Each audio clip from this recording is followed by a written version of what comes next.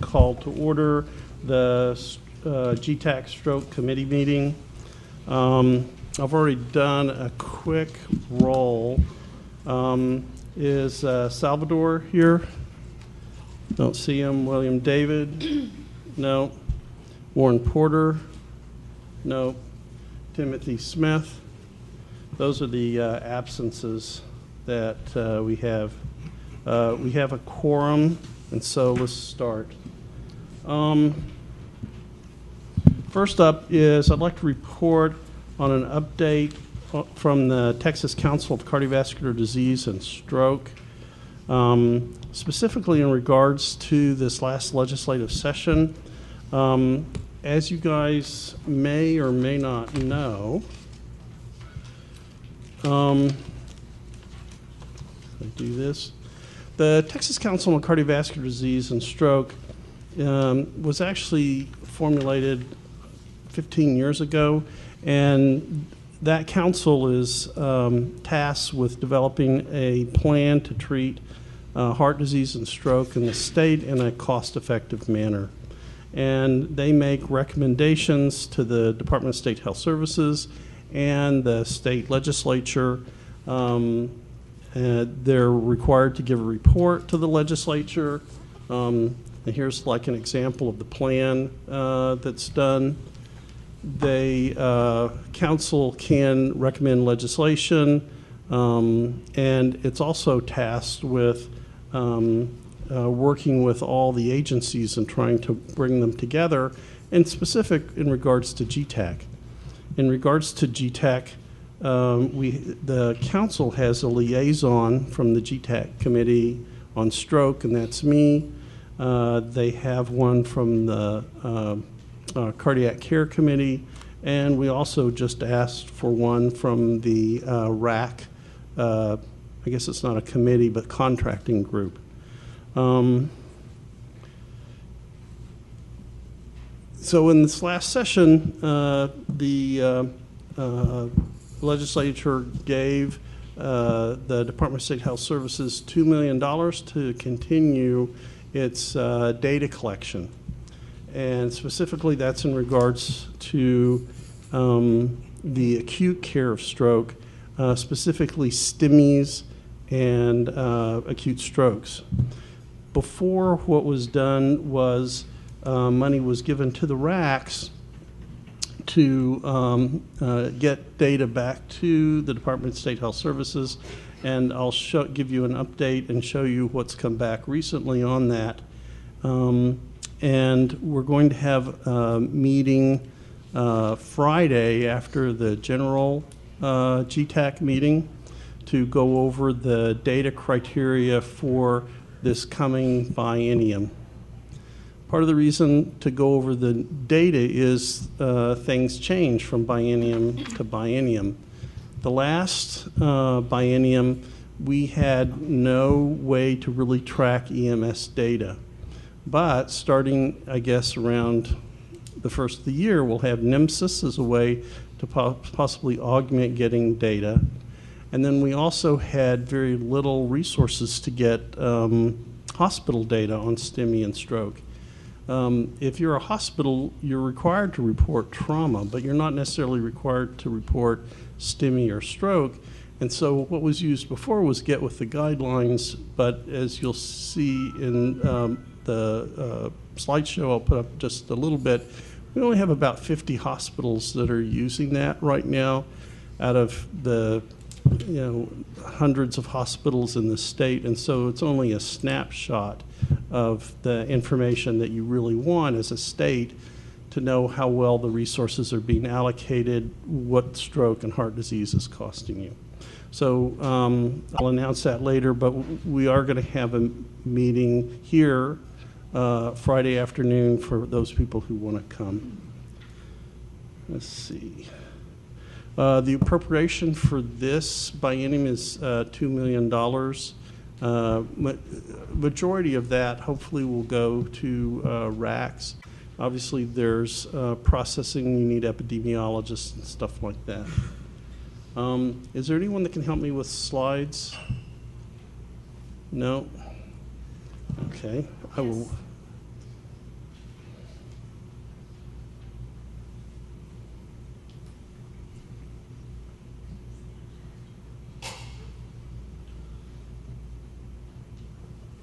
Here, excuse Can you me. get a PowerPoint?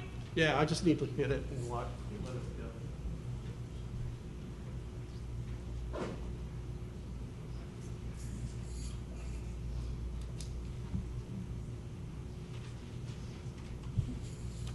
Do you want me to help you? Yeah, if you could. Just move it forward. Yes, when I say next. Yeah.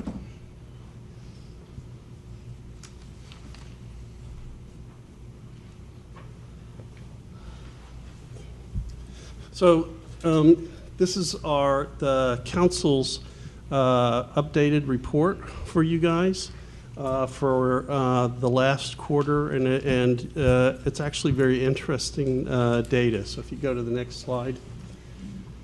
So the current stroke indicators you can see right now are arrival, NIH stroke scale, time to brain imaging, time to IV TPA, the 3.5 hours, the drip and ship, endovascular therapy, thrombolytic complications, rehabilitation considered, and disposition discharge.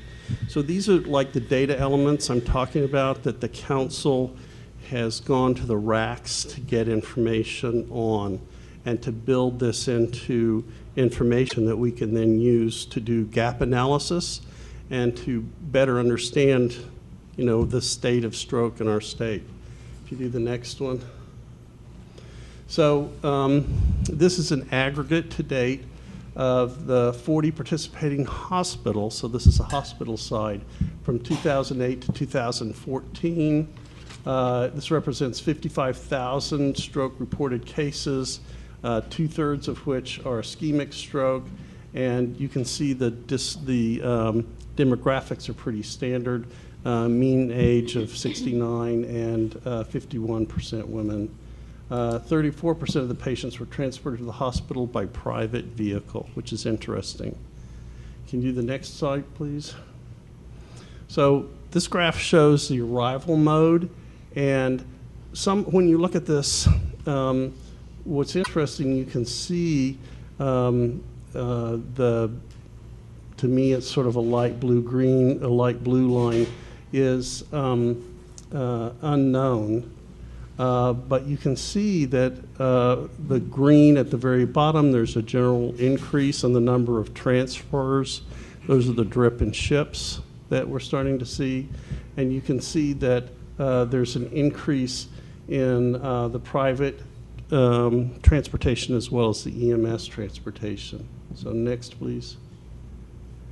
The stroke scales that are reported, more and more hospitals are using this when the patient first hit the emergency room, and it's currently in 2014 about 90% of people. Next.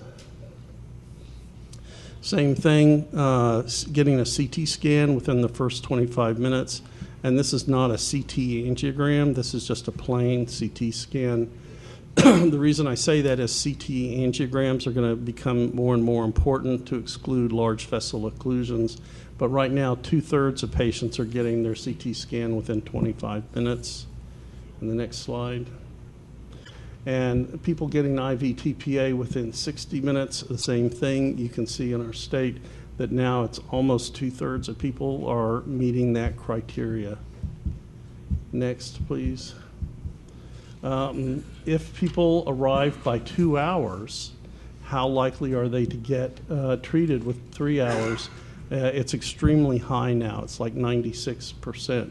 But again, this represents a small sample size, and it's looking at the primary stroke centers and the comprehensive stroke centers that are participating in the survey. Next, please. This is more interesting and represents the more difficult part of this data analysis. What you really want to know is how effective treatments are. Are we lowering the incidence of patients in nursing homes that we're paying Medicaid dollars to? That's very difficult to do because you may not know how well patients are doing till 3 months after they've left the hospital, and the hospitals aren't following that data. So what the best way to get a hold of that is to look at discharge data where are patients going when they're leaving the hospitals. And you can see here that most people go home, and the next highest, about a third of the people go to other health care facilities. And when you look at hospice or death, it's pretty small numbers. But the other thing that's sort of important, I think, about this chart is even with all the work that we're doing, we're not really seeing a change in the discharge disposition on people yet. Is that the sample size too small, or we're not being effective? I don't know. So next slide, please. Looking at other hospital facility where people go, this is a measure to see a way to tell how bad the person's stroke is when they leave the hospital. If you're going to a skilled nursing facility, obviously you're not able to do much at all. But inpatient rehabilitation, that's a moderately severe stroke that you may improve versus the others. And so that's just a measure of how sick or how bad the stroke is. And you can see over the years, there's not much change there either. So next. So that's the quarterly report from the council. Does anybody have any questions on that? Yes, ma'am. I do. Can you go back to slide 24 really quick? So I think this in itself is a great number. I'm concerned because the national average usually is like 9 to 11% TPA administration rate. And so I'd be interested to know if this population of patients that we're reporting here are all teased out of the reasons why they don't get TPA after they arrive. So, and as we know, if you're looking to give it the guidelines, there are several reasons why it's okay to not give it. If the patient refuses or they can't determine if the patient's eligible, but then there's some system reasons that that patient probably should have been treated. And so if this teases out all of those reasons, there's really a large population of patients that probably should have been treated with TPA, but we've teased them out because we've not included them in this number. So I'd like to know if I'd like to know what population we're looking at here. It's a really good question. So because you didn't come to the mic, let me repeat the question.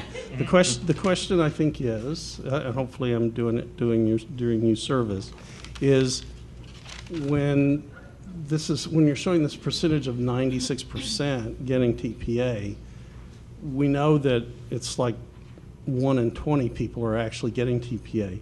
Does this number represent people who were eligible to get TPA, or how much was teased out? It's a very good question, and I don't know the answer to. I think my understanding was this represents the people who met all the criteria and were eligible. But again, it's only at the hospitals, the 50 or so hospitals that were participating. And that number over the years, like at first, it's not very many hospitals at all, like 15 or 20, where by 2014, it's about 55 or so. The other thing that might be interesting is could we find out what the gross number is against maybe those that are treated, but then we can also look at those designated hospitals and non-designated. So it'd be nice for us to be able to see, and maybe break down comprehensive and primaries. Yeah, so this data was presented before through the CDC, and through the CDC, we're getting data on how many strokes there are in the state. So we have that information, and then death rates and such. And I would refer you to the council's legislative report that has those graphics and numbers. What treatment rate does this equate to? Again, because it's just a few hospitals that are participating, it represents an overall low treatment rate, under 5%. And that's in line with national. Because that might not be the picture that somebody gets. Right. This is just the graphical data that comes from using get with the guidelines type of data. The way the state gets that data, and if I'm incorrect, please somebody correct me, they have a key to get the data from the company that runs the get with the guidelines stuff, and then that comes back and that this is pulled from that data. Not my slide. Great, any other questions? So you can see where this is going. You know, we have a lot of data questions to answer, and that's what the council's trying to do with the help of GTAC. Previously, with our legislative report, there were gaps in the state where there were higher incidents of stroke, but lower incidents of EMS traffic.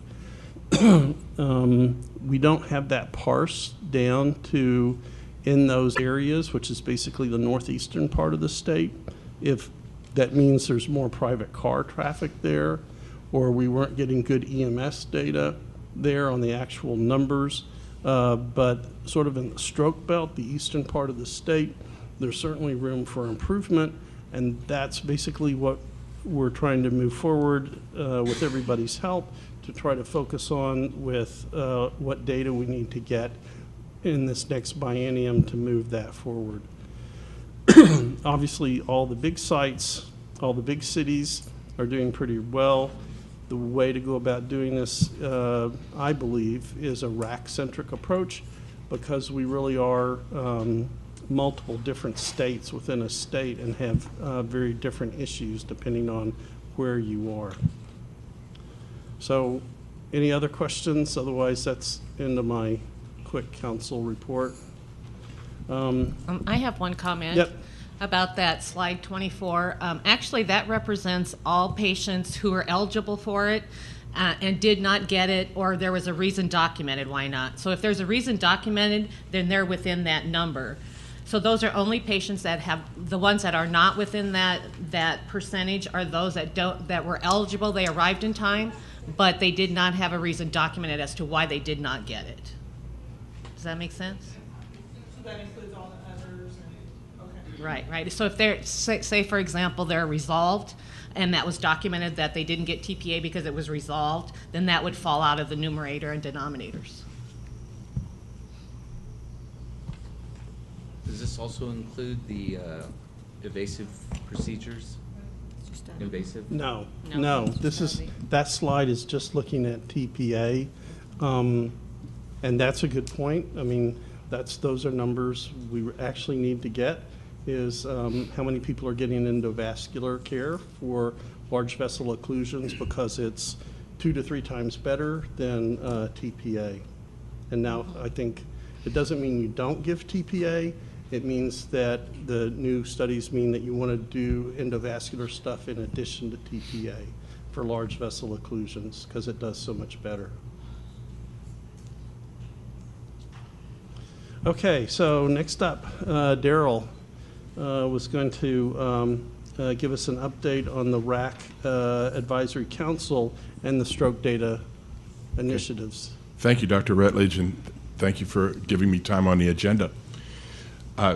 So I'm the CEO at SETRAC in Houston, and this has been a passion of ours, stroke, for many, many, many years, and our hospitals have embraced the topic rather aggressively. When we have a committee meeting, we probably have 50 or more people at a committee meeting from all hospitals, including prominent physicians that are known around the world.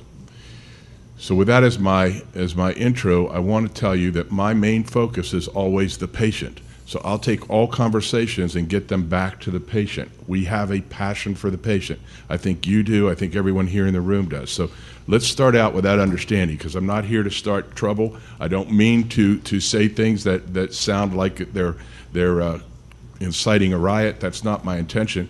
But I do want to do something about the fact that we've got about 1,800 patients in our region every quarter that have an ischemic stroke. And only about 10% of them are getting TPA. In the nation, regardless of this slide, the national statistic is 8 to 10% of patients that could be getting TPA are getting their TPA. So that's horrible. So we also need to be careful that we don't just keep studying and studying and studying. We know what stroke causes. We know about the disabilities and so on. So we need to be thinking about how many patients are sitting in the ER waiting to be brought back to get their TPA. There's lots of action steps needed beyond studying.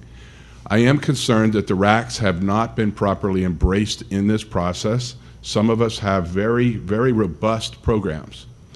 And I don't think anyone has even checked to see what we've got going on in Houston or what San Antonio has going on in San Antonio and El Paso and in the Heart of Texas RAC. I mean, there's multiple RACs that have great ideas that I think can help with this program. And I think we're on the verge of doing that. I understand there's a meeting this coming Friday, and I'm glad to see that there is interest in hearing from us. I do believe that an organization that also has a passion for the patient and wants to do what's right is involved, and that's the American Heart Association. But we've got to be careful the extent to which the American Heart Association is involved, and they should not be allowed to get so involved that it bumps the RACs out of the role that the RACs can play. Again, I have 33 hospitals. You're studying 50 in the entire state. I can bring even more hospitals to the table, as can all RACs bring more hospitals to the table. But if we're not told what hospitals are participating, we don't know who you're missing.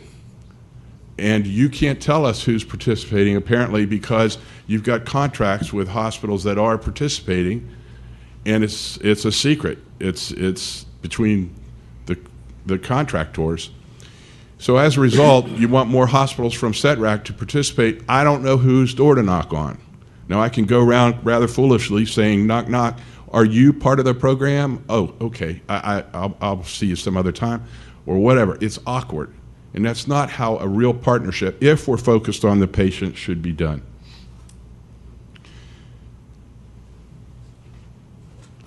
I think that with the American Heart Association, we can work very closely together, and it can create a synergy that catapults us forward. But it can't be done in a way where the Dish's website, when you go to the frequently asked questions, and they say, if you live in Houston, here, call this number. And I looked, and it's the American Heart Association office, not my RAC. And then I looked for the rest of the state, and this whole state is covered with American Heart Association reps as the point of contact. So am I showing a little anger? Yeah, that's kind of purposeful. I'm also got to filter in this way and this way to keep from getting too out of hand here. I appreciate your time to listen to my perspective, and I'm very pleased that we're having this meeting on Friday and that the future looks brighter.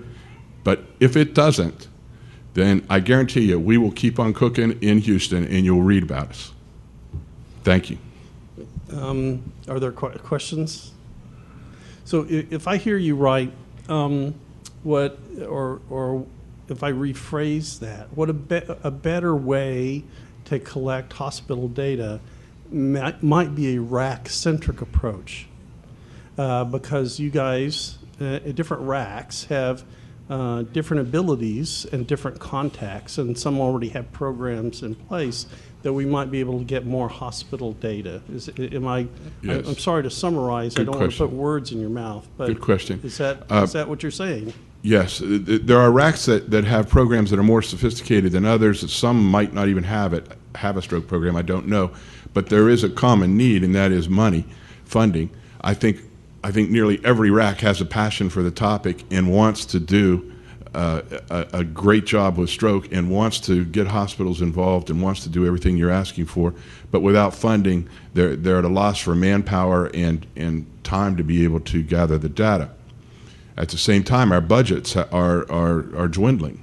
And now the tobacco fund, which we rely on the most, isn't going to be released on September 1 as it always is. And so there are RACs wondering how are they going to meet their payroll.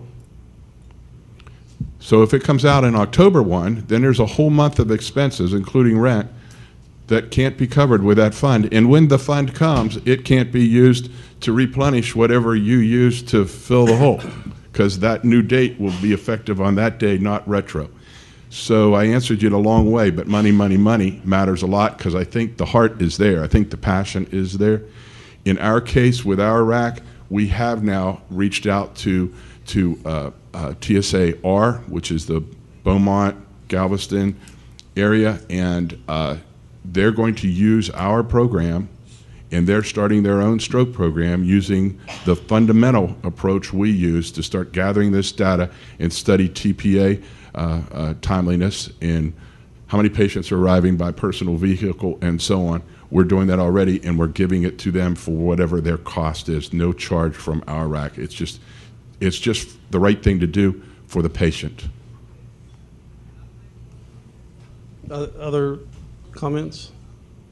So one of the things I would say, the reason for hospital anonymity is by hospital request.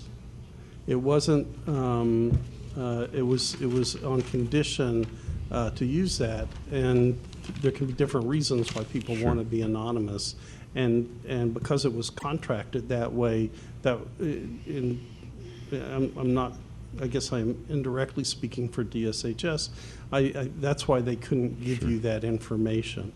Thank you. And I'm a hospital administrator and have done this for 30 years. Maybe I finished hospital administration at 26 years. I wouldn't have wanted my data shared, but if you would ask me, could you tell my RAC that, yes, I'm in? I would say, sure, let them know I'm in. So we're taking the language a little extreme. I don't think they meant that no, don't tell the RACs that I'm participating. I don't think that's what they meant. Is there anybody here from Williamson County? Williamson County, just north of here, also has a very interesting EMS feedback program where they know what happens to the people that go to the hospitals, and they have a relationship with the hospitals, so they give them the follow-up data as well. And I would bet there are many different RACs and EMS systems that do that. So, sure. I mean, I think this is not a bad idea. Sure. Yeah, we've snooped around. We know a little more than what I'm saying, but it's so awkward, and this is supposed to be a partnership.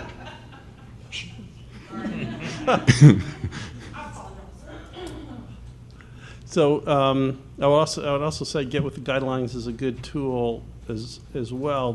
So what I'm hearing is there are multiple different tools out there, and it may be that different RACs can better use one tool or another. Yes, exactly. There are multiple ways of skinning the cat on behalf of the patient. It doesn't have to be just with Get With The Guidelines. And I'd hate to see the state having only one entity, a vendor, let's say, as the way to get this done. It does not require a single vendor. Okay. Other questions? I didn't mean to have a private conversation. No? Thanks, Daryl. All right. Thank you. So next up, we have review and make suggestions on the revision of GTAC strategic plan document entitled Strategic Plan for Texas Emergency Healthcare System. Brian Eastridge has put this together and done a man's work in putting all this together. It's certainly a lot. For those of you who may not have seen it, it's published on the DISH website, and I wanted to open this up. I really think it's a very wonderful document, but we're here to solicit recommendations, and if anybody has any recommendations, would love to hear them. Has anybody even looked at it? It's not that long. It's like 10. I forgot how many pages. 10 pages or so. But it's hard to disagree with much of it. But there may be nuances that you want to add.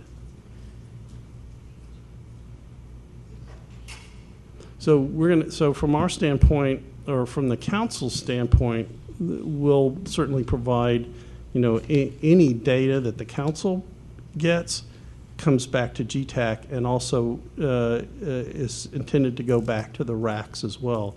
So any of that data will be available for this document. Okay, hearing none. Next is a report on the Stroke Education Program Work Group activities. HT? Yes, sir.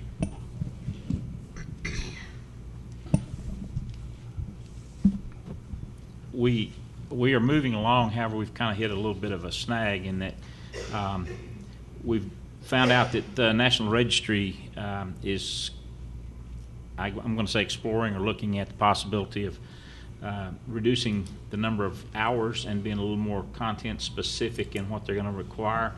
If that happens, it possibly would go into effect as early as next year. And so in view of that, the Education Committee suggested that the Stroke Committee, Education Committee, and Medical Directors Committee have a get-together between now and next GTAC, or possibly at next GTAC, to see the direction that we would like to go, whether we want to wait on that to pursue it or and see what happens there. I think there's already some focus from that side, from the National Registry side, to include stroke specific type stuff, and I think that's kind of, it's like we can recreate the wheel and then replace it next year if this happens. Texas, I think, is also possibly going to look at reducing the number of hours for CEs that that the EMS people have to have, and basically adopt the National Registry program. So if that happens, then this may well come built in and ready to go. So that's kind of where we're at on that.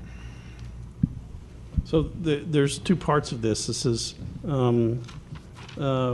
my memory in it, and if I'm wrong, please, guys, correct me.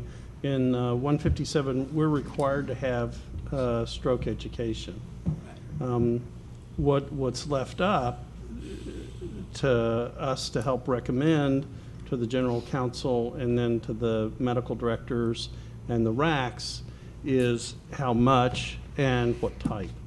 And originally it was FAST for primary responders, but with large vessel occlusions and this sort of stuff, there are different tools that may be useful. And I was hoping that Paul might comment on this, hopefully without disclosing too much on some research that they're doing, but you know a lot about this. Yeah, so. I can talk about that briefly. So one question has been, with the advent of interventional abilities, getting patients with large vessel occlusions to the appropriate place so that, you know, not only can they get TPA, which is still first-line therapy, but then also have the option of interventional therapy as well. How do we decide in the field, you know, who has a large vessel occlusion and who can go to a primary stroke center just to get TPA and be watched? There are a couple different ways of looking at that. There are 4 pre-hospital scales that are already basically certified as far as having a predictive value greater than 80% for picking up large vessel occlusions. You know, those 4 scales, one of them's the LA Motor Score. That's probably the easiest one to use. That's probably the one that most EMS providers are already familiar with. It's about 80% sensitive, 90% specific if you have a score greater than 4 for a large vessel occlusion. I don't know how much detail to go into the specifics of the scale, but basically it's face 0 or 1, whether or not you have a facial droop, arm strength 0, 1, 2, and grip strength 0, 1, 2, based on how weak you are. Again, it's an LA scale. It came up with at UCLA, and it came from the LA pre-hospital stroke score, which itself was already a certified scale. So it's just a shortened version of that. There's another score called the LEG score, which is something that was developed in North Texas. It's a truncated version of the NIH stroke scale. So it just takes the leg strength, eye movements, gaze, whether or not there's a gaze preference, and whether or not there's an aphasia, and kind of rolls all that together to come up with a score. Again, greater than or equal to 4 is consistent with a large vessel occlusion. That one, you know, I mean, if you can do the NIH stroke scale, you can do the leg score. However, depending on who it is that we're trying to teach this to, whether it's a first responder EMS or this is something that the question becomes, is it too complex to teach to certain people to get it to be a reliable test and very easily reproducible?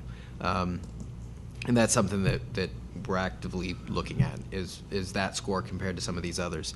There's another one called RACE, which rapid arterial, I don't know where the C comes from, but it's occlusion evaluation. And that one's out of Barcelona, so I'm guessing it's a translational thing. It's also derived from the NIH stroke scale. This one, greater than or equal to 5, is consistent with a large vessel occlusion. It looks at face, arm, leg, gaze preference, and speech. So again, very similar things are being rolled into all of these scores. So, my gut feeling is there's very little difference. I think as long as you pick one and stick with it, you're going to have pretty good results. The last one is the 3-atom stroke scale. And again, another one that comes from the NIH stroke scale. It's truncated down even further. It's basically level of consciousness, whether or not there's a gaze preference, and then a motor score for arm strength. Those are 0 to 2 on all 3 of those. Again, a score greater than or equal to 4, consistent with a large vessel occlusion.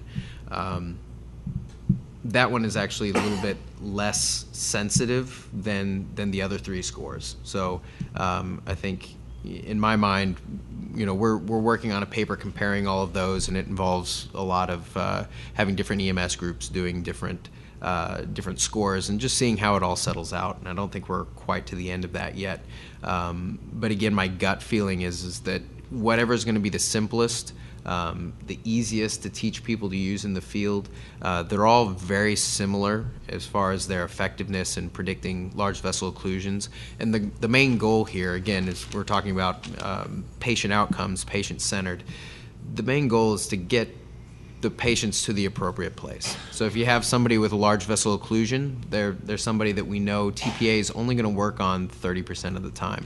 And I think I had gone over some of that data, and it comes along with the interventional data that we've talked about before. But the longer the clot is, the less likely TPA is going to be able to get through that clot and actually disrupt it.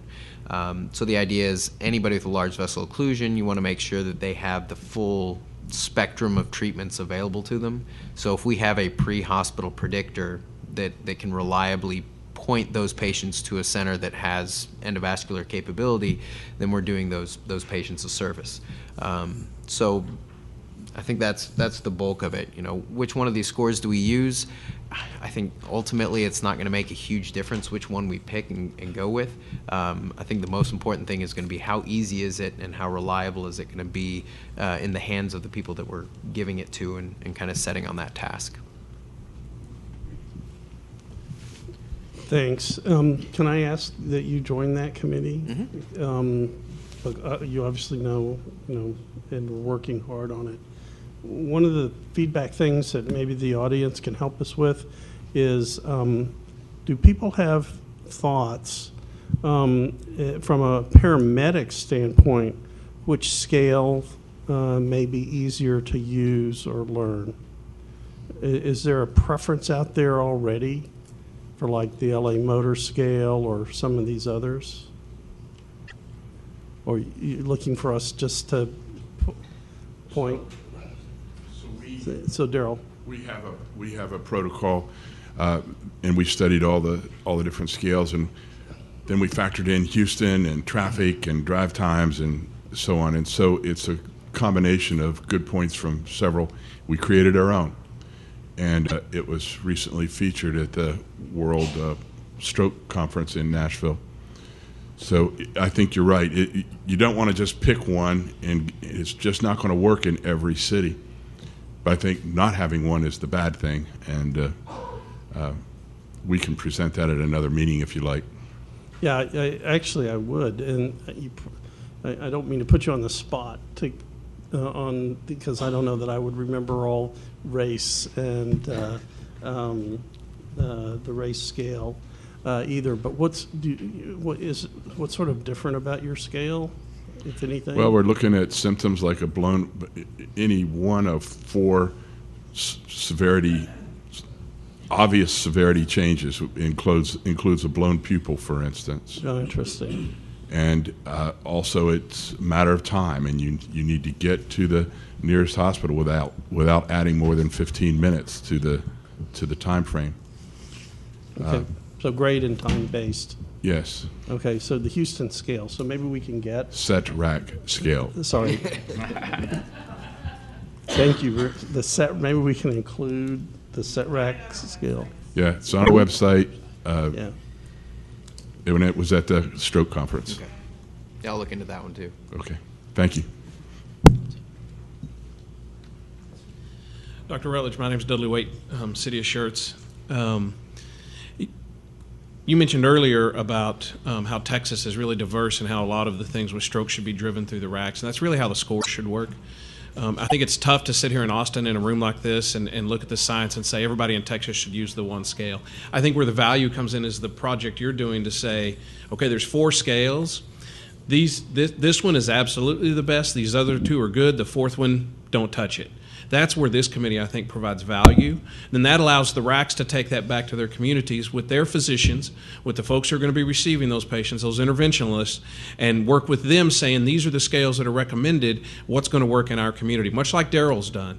In the city of Houston and that region that he's over, they have a lot of complex factors that come into play. Same way in San Antonio, same way in Dallas-Fort Worth, when you have a lot of hospitals, a lot of stroke centers, you got all these things coming into play. But it's also pretty complex out in the rural areas about, do we come to the local hospital, do we call the helicopter? All those things come into play. That needs to be decided regionally and locally. And so where I think the stroke committee comes into play isn't, here's the one scale to use for Texas dadgummit and plant a flag. It's, here's the scales that work. Here's their efficacy. This is the best one. This is the second best. This is the third best. And give that to the RACs as a product that they can take home and figure out which one's going to work best in their community with their care providers. Yes. Yeah. So if I can echo that, what you're looking for is a smorgasbord with sort of the good and bad aspects of the different scales that then a RAC-centric approach could choose what might work best for them. Absolutely. A lot of folks already have those skills. You heard Daryl talk about that. Right. But if you do the study and that gets published out to the RACs and our RAC looks at that and goes, wow, our scale's the one they say not to use, then we bring that up in our local RAC, in our local stroke committees, and we work on changing that out and re-educating the EMS guys. But so that's where I see the value coming in that type of work. Right. I think you were going to say. Yeah, and I know we talked about it at the DFW RAC meeting. We had basically the neurologists, interventionalists, everybody get together one afternoon, and I mean it was a 30 to 45 minute discussion about what to do with this, and really we just decided we needed to look at it, but having a few scales that we know are essentially benchmarked and certified, and there's literature that supports them being predictive of large vessel occlusions, and that's the important part. You can cobble together just about anything, and it may be good, it may be great, it may be even better than what we already have out there. But until there's a little bit of information behind it showing that it does indeed correlate with large vessel occlusions, you're guessing at whether or not it's going to be any good or not. So that was part of what we're trying to look into. What we ended up going with was saying these are the ones that are essentially accredited. Pick any of those. We would rather you use one than don't use one, because again, it's very difficult to give an edict and tell everybody across one single RAC, let Sure. alone the entire state, Especially to with say the size just of that one. just use this scale, because it could involve training hundreds, I would dare say thousands of first responders to come up with to relearn something or learn something new. I'm not sure that our role is going to be saying use this one period. But I think if we have the information to say that these couple are good, let's make sure that we're using something so that if we have some bypass protocol in place, that we're recommending that people use, so that we can get people to the appropriate level of stroke center. I think that's the important part. I mean, you want TIAs going somewhere where they're not going to be clogging up those endovascular beds, and you want those people that truly have a large vessel occlusion to end up at a comprehensive center and not sitting in a center that's just going to have to double bump them to go somewhere else. So I think most everyone has their heart in the right place, trying to get that to happen. And I will lean back on what started all of this many, many years ago, and the reason most of us are in this room was the trauma system. And it's really interesting to look back or look around the state at what is a trauma alert. Because the criteria in Dallas-Fort Worth is not the criteria in Austin, and it's not the criteria in San Antonio, and it's not the criteria in Houston. Everybody, now if you laid them all side by side, they're all pretty similar, and they all kind of come out of the same general location, but each area has adapted that for their own community and their own systems, wherever they started it from, because I doubt if anybody in the state's using an off-the-shelf, pure-driven product. But that came down through the trauma committee, down to the racks, saying part of our designation is you got to have trauma alert criteria. And the communities developed that for their regions that worked well for them, much like you're saying about the stroke. What I think the value is, again, I'll say it one more time, that this committee offers is to say, here's the 4 that are accredited. Maybe people don't know that. And here's the ones that are really good for you to start with. This is your starting point. And to provide that out to the RACs when they're working on developing these systems or growing or maturing their systems. Because not everybody has the involvement and the wherewithal and the breadth that CETRAC has to be developed their own. And so a lot of times looking around for those sources, I think it's very valuable for the stroke committee to say, here's the stuff that's important for stroke care. We don't really care how you do it as long as you're doing it, and we can look at some data that you're going to collect in the RAC and show that what you're doing is working. But having a starting point, a beginning, something, a product, and if it's, not a product, but you need stroke scales for large vessel occlusion. Here's the ones that we believe work. Their science shows they work. These are the ones you should start with and go from there. So I think that's where the value comes. I would also add that a component that's needed is feedback from the paramedics in regards to how easy is it to actually use the scale. The stroke committee, they could come back with, you should do a NIH stroke scale. And that's not really practical, for an EMS, or paramedic, might not be able to do that. So there's also a component where we'll need the stroke committee and you guys need feedback on specifically what works in the field too, not just what's best on the paper. So, and no, I agree with that. And again, I think that's where we get away from that by avoiding saying this is the one thing we think you should do, and to say here is the products that work, and the community determines what they are. Now, if this committee felt and science showed that the NIH stroke scale was the NIH stroke scale was the absolute mecca place we should be, that is what we should all strive for, then I think you should say that. Because we're well past the time, in my opinion, where we should be worried about dumbing things down for the EMS guys. The EMS guys are driving to be better every day. And if the goal is an NIH stroke scale, you're right. It may take 10 years, it may take 12 years to get there, but if that is the golden apple, put that out there as the golden apple, and folks will chase it and pursue it, and EMS systems will develop a way to do it, and they'll be able to prove by science that they're doing it exceptionally well, and potentially, in a lot of areas we've been able to prove, we'll do it as well, if not better, than it's done in the hospital. So that's the kind of motivation we need. Don't look at it and go, that's really hard, don't give it to EMS, it's too hard. No, set that bar. This is the golden, if you guys have those scales, this is where you need to be.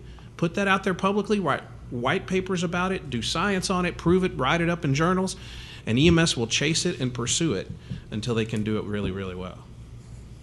Cool. Other comments? Okay, so you got a direction? Yes. Yeah, Tom? And this segues nicely into the recommendations from the Transport Bypass Work Group. George heads that and has done an outstanding piece of work that I hope you can tell us about. I'll do my best. I think we're planning to put this up on the website, Dr. Rutledge. Well, pending a vote from the committee. Yeah, okay. So you tell us about it and. Basically, we were tasked with looking at the different RAC systems around the state on what assessment triage was in place. And as has been stated here today, there's a plethora of things that different areas are using for various reasons. I'm going to phrase this in a little bit different way. I think the focus here is to assess and get these people triaged, and then get them to a stroke center, and then subsequently, initiate the treatment, and then they can be transported, if need be, to a comprehensive center. All of the different areas have different issues, and so just as was pointed out, there are basic triage tools and assessment tools that people are using. Some have better, worse, more predictive outcomes, but none of them are perfect, and none of them are the gold standard. So I think you're right in your comment about the different areas of the state can have different recommendations for their RACs, but it is RAC driven. And so at the end of all of this, then we're going to be looking at the three different types of centers, stroke centers that we have in the state, and what's appropriate for each one. And even if they go to the wrong place initially, there is still that time frame that now there's not the absolutism that you got to get it perfect. If they go to a primary stroke center and it turns out they've got large vessel occlusion, you've got time to get them to a comprehensive place. But obviously, the better we can do that assessment and make the right decision, the quicker they get treatment started. So basically what we did was kind of go through the information, summarize an overall review of the background and just some of the current practices, and then looked at the assessment and triage that the different RAC systems do, and then talk about initial transport, secondary transport, and then ultimately an overall general recommendation. So it's not published at this point, but I sent it to Dr. Rutledge, and I think if it's something for everyone to give some feedback on, comments about, and then we proceed from there. But there's no specific thing that's stated that this is an absolute, it has to be done this way or that way. And again, I think the goal here is to get people where they need to be, but even if you don't get them to the first place, the comprehensive stroke center, everybody can't go there initially. But if you get them to some place where they can then be worked up and assessed, then the decision be made. Does that patient need to go on to a comprehensive center for endovascular procedure? So I think we're making steps in the right direction, but we still have a ways to go. So. Does anyone have specific questions that they'd like to ask George?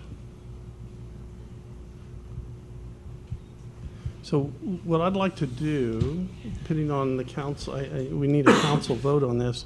What I'd like to do is, it's hard to go over like a lot of details like this, especially in the abstract.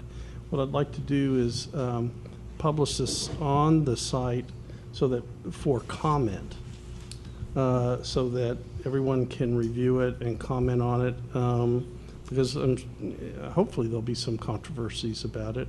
One of them may be for example, I can think of in the future, will all level 3 hospitals need to do CT angiography in addition to CT to help rule out large vessel occlusion? I know people are wrestling with those issues. But so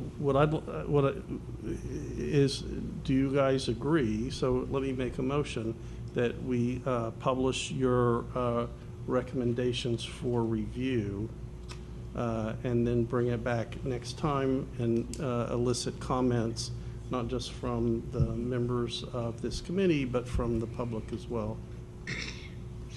Second? And any opposed? Okay, so I will try to get this, I will move this forward. There may be issues in getting it published, but we'll get it published someplace so we can get public comments and such.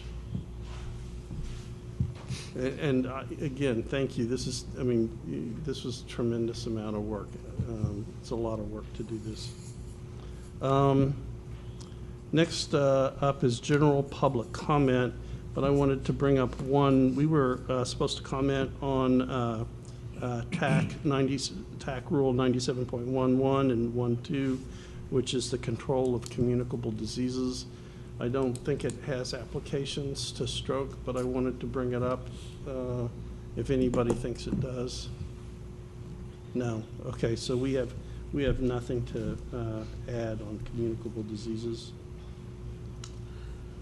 Any other general public comments? Yes. I would just like to let everyone know that we are having a stakeholders meeting on September 28th at K100, the main DSHS campus, to review the proposed draft rules.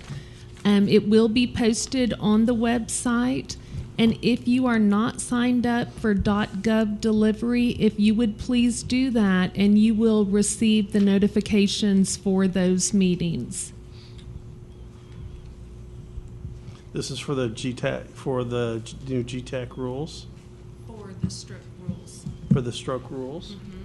Elizabeth, is that first initial change or recommendations, is that posted anywhere? It is not posted Okay. yet, Lisa. I'm still fine tuning Okay. some of the suggestions, but I will post it hopefully about 2 weeks before. I know that previously it's been very short notice, but since we kind of have a good basic document with a lot of good suggestions, I will get that posted ahead of time for you all. Great, thank you. Other public comments? Hi, Eric Epley from STRAC in San Antonio, Texas. So I have two comments. I'll do the, I think, easy one, but it's really, really heavy lift first. Our stroke committee has been meeting for 7 or 8 years, and we've done some amazing things. Before we had primary designated, officially designated centers, we did a letter of attestation, which the group collaboratively built, that held each other accountable in a peer process. And since then, we now have 11 designated primary centers, and we now have 1 comprehensive center designated, and we have others in pursuit. So we feel very good about what we've done. What we have seen and had some difficulty is the support stroke is the level 3 issue.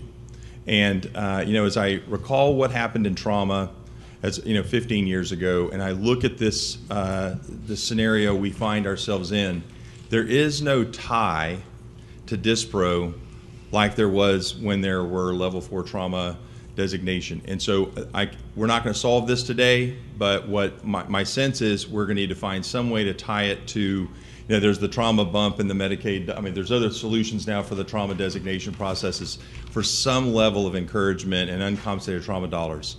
While there are dedicated clinicians in those level 3s that would love to follow that, we all understand that everybody has a boss. And those bosses, I call it the 5 no's process. It's no, no, no, no, oh yeah, no. And then finally you get a yes somewhere and sneak it in, right? And so my sense is we're going to have a better carrot. And that's a big tent in the pole. That's a long tent in the pole to work on. To that end, though, what we're finding is that we have to have an interim, much like we did before we had people that were designated at the primary designation level, just from a logistics perspective. What we have now is the inability for them to designate, but we want them to participate in our stroke system. So how, if they don't want to be a level 3, what do we do? Because we really do want to push them and encourage them to get to that level 3 level. But if we don't have that, we're finding we may need to build something that's less than that. That's not at our desire. We're not trying to dilute the level 3, if that makes any sense. And what we're finding now is that in some cases it's just simply ignorant, true ignorance. I don't mean stupidity, but they don't understand. No one has really truly explained that. So we're going to have a couple of major 4-hour work sessions to try to educate them about what support stroke actually will require of them, and hopefully the requirements aren't too bad. But I wanted to let you guys know, without some level of administrative encouragement, I think we're going to continue to struggle in Texas. At least that's what we're finding in our area. Second of all, I did not attend the stroke review thing at K100 the last time. And I think that some of the RAC system development requirements have been drafted to be removed. Does that sound familiar to any of you guys? language Can you be more specific? referencing racks, and that it was said, we're going to move that language to your contract, but it won't be in the stroke rule. Participation in the rack, all those kinds of things. Okay. Christine has the specifics, and she'll help guide that part because she's actually researched it as opposed to me standing up here. However, I will tell you, at the TTAF meeting last night, we had probably a smattering of 50 trauma coordinators from 4s all the way to 1s. And I asked them if they would participate in their rack if they could, even if it wasn't in the rule. And they said, oh, most of them raised their hand. I said, but would your boss send you to meetings to participate and support that effort without it being in the rule? And none of them raised their hand. So we're back to exactly what I just said about the level 3. I did this on purpose to talk about the level 3, and we're not seeing that encouraging, so we need a financial encouragement.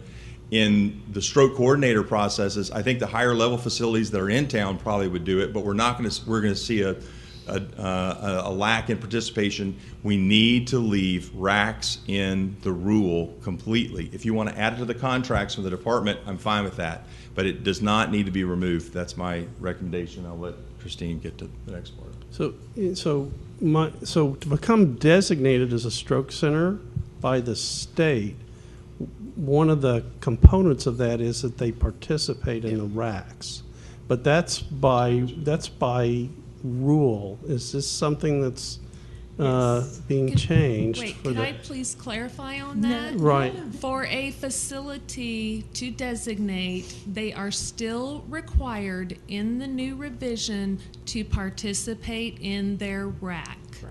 Okay. That is still in the rules. Correct. Right, and that's and my memory is that's for all levels. Yeah, Are so required what to Eric was participate. referencing had nothing to do with the designation of the facility. It has to do with the development of the stroke system. So the development of the stroke system has been removed from the current rule process. They still have to be a member of the RAC. They still have to participate. But the language that's been in there that talks about RACs pulling everybody together to meet, to come up with protocols and guidelines, those pieces have been removed. I'm guessing because we think we're done, but we don't ever want to remove system development language from the rule, because if contracts leave, then that system development portion leaves. The only piece that still remains is about system performance improvement. So I think it is a definition understanding that system development, so designation, system development, and system performance improvement are 3 pieces of the pie. And you need all 3 to make the pie work. And how it looks now with the current revision is that we have designation, you have to be a member of the RAC, and you have to do stroke PI. But there's nothing to connect the dots in the middle to make the system work and bring everybody together. And what we were told at the meeting was that that would be placed in the contract. Great, it can be in the contract, but it still needs to be in the rule, because one has to do with patient care and the other one's about management and money. I agree with what you said. The language that you hear the language you hear routinely now is what is a RAC? What's the elevator speech for that RAC part is? We're in charge of the development, implementation, and maintenance of the emergency healthcare system for our region. I think that's perfect language that I would reinsert. I would actually modify the old language. I would say RACs are in charge of the regional stroke system development, implementation, and maintenance. That would be really good words, because I think it shows the continuity in the process. The development might be over, but there's still implementation, and we all know that developing and implementing are 2 different things, and then maintaining that for the long term, including system PI. So can I summarize to see if I understand? I don't know if everybody else does. That that the stroke components you're talking about, you've been told will be in the RAC contract. RACs are basically contracted by the state to provide these services. And what you're saying is, but they're not. But they're possibly being deleted from the rules by which the RACs are organized. They were deleted from the stroke rule at the first reading of the new draft, which we don't understand and weren't consulted about why we would be removed if there was logic. And the only logic at the time for poor Elizabeth was to figure out she didn't do it, but somebody did. And so she tried to sort of, a lot of people said it really wasn't your fault, by the way. And- Of which I and- was one. But if Actually, I it's said it was your removed, fault. we think it's a bad thing to be removed, number one, and I would encourage the stroke committee from GTAC to be supportive of that. Should be enhanced with this new language. We don't want it removed, and we want to enhance it. That's what I would strongly and recommend. we won't have a copy of that rules till September 28th. It'll be prior to the 28th. And What did y'all read? may I? That was the A Word first document. We had the first revision that we looked at during the stakeholder meeting that was provided right before the meeting. Since we have taken the suggestions from that meeting and made another revision that we are still working on, that first draft was pulled because we don't want an old draft out there for people to be making comments about that may have already been revised. And so I have been working on the revisions from the first meeting, and those will be posted actually before the 28th. I'm hoping to get them out 2 weeks before the 28th because I think they are pretty much ready to go. We just need to fine tune some things from the meeting. Can I request that you send a copy of that to the stroke committee members? Yes. Thank you. Please, go ahead. And then in addition, one of the things that came up which supports Eric and the support stroke centers is we do have issues in the rural areas where there's just one hospital and there's not a carrot to be a support stroke center. They're doing everything, they just don't want to pay for the survey or they don't want to be forced to have a certain FTE percentage assigned, those kind of things.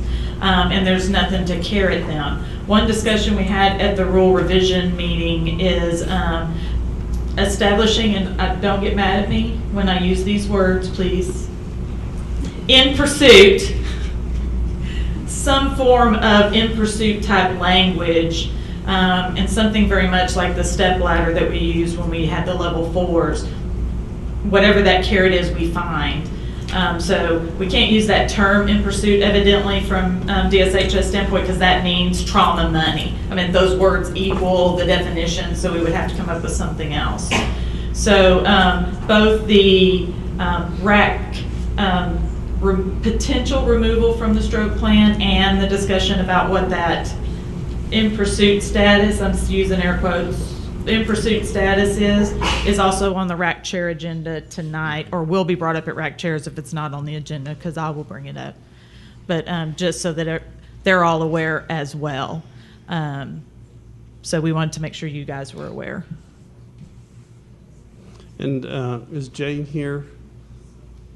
So I was talking with Jane earlier in regards to this committee passed, and it went to the General GTAC Council and passed in regards to requirements for level 3 support stroke facilities, and we approved that criteria would be what was recommended by the Brain Attack Coalition. This is similar to primary and comprehensive stroke status, and by doing that allows more than one group to potentially contract and do this.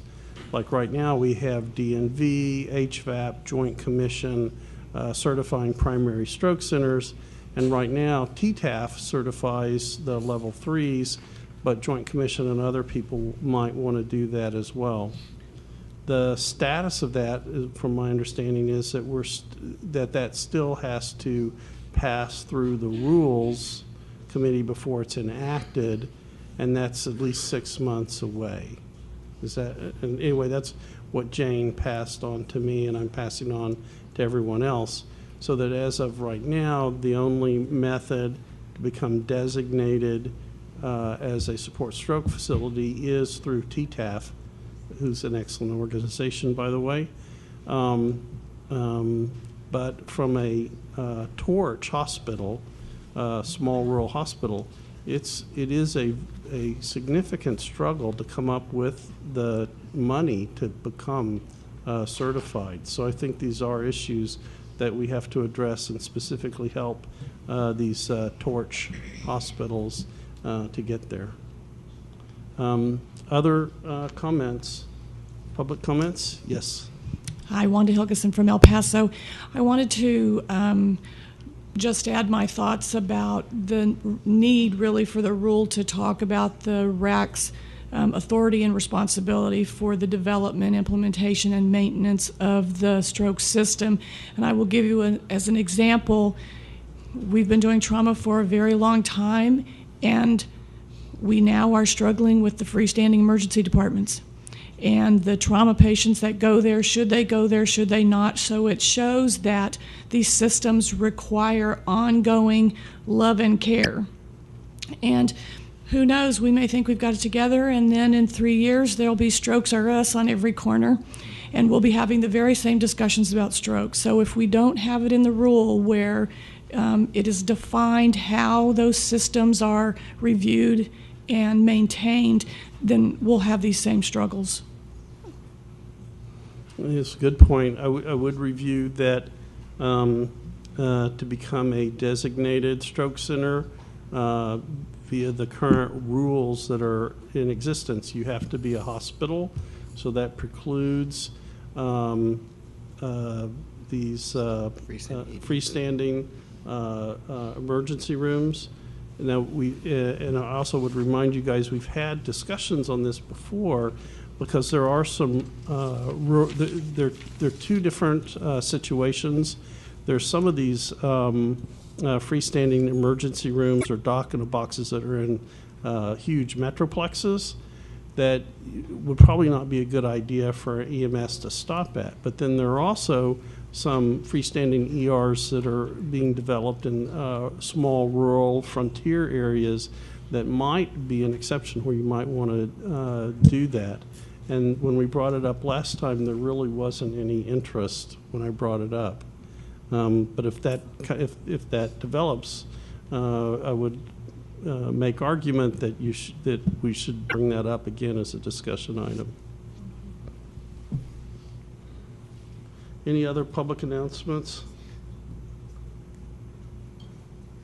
Hearing none. Again, I want to make the general announcement that the Texas Council of Cardiovascular Disease and Stroke will be meeting Friday here at this hotel at 1 p.m. to review the criteria for data collection for STEMI and stroke. And that is a public meeting, and anybody who'd like to come, we're soliciting comments and your opinions so that we can make the system better.